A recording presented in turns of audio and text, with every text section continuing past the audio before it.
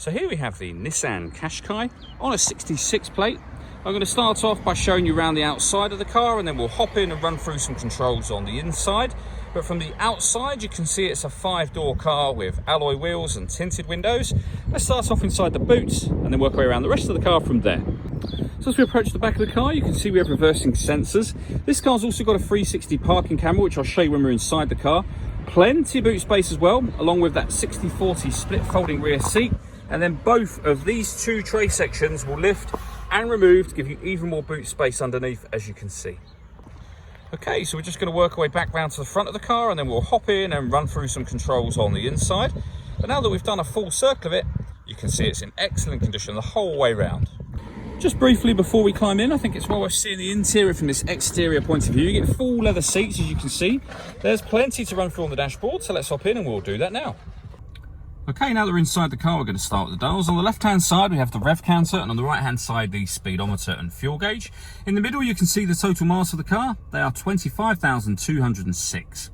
The information displayed above that can be changed using buttons on the steering wheel. So we have a digital readout for the speedometer being displayed there at the moment, but you can change that information for various different things, from satellite navigation to audio, tyre pressures, as you saw just there, various settings, and then back round to the beginning again.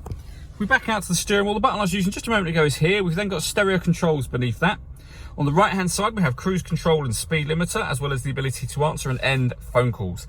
That is, of course, once you paired the phone up, which is done over on the central screen just here. Hit the phone icon, hit connect, and then follow instructions on screen from that. When it comes to music in this car, we have FM, AM, and DAB radio. If you want to listen to your own music, you can do that via the CD player. This car's also got auxiliary and USB inputs, and you can stream your music wirelessly via Bluetooth audio as well. So plenty of ways to listen to your music overall. On top of that, we have a 360 parking camera. So you can see there we have a reverse camera and a bird's eye view image of the car. And it goes a couple of steps beyond that. If you press the camera button, you get a front facing camera and that same bird's eye view image.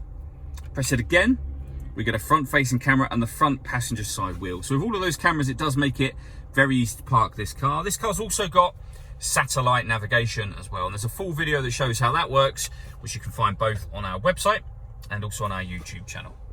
Beneath that, we have dual zone climate control. So you can adjust the passenger and driver temperatures, the fan speed up and down.